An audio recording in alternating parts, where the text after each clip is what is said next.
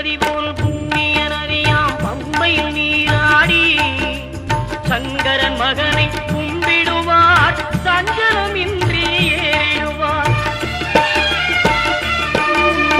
நீலிமலை ஏற்றம் சிவபாலனும் ஏற்றிடுவார். காலமெல்லாம் நமக்கே அருள்காவலனாயிருப்பார். தேகபலம் தா பாதபலம் தா தேகபலம் தா பாதபலம் தா தேகபலம் தா என்றால் அவரும் தேக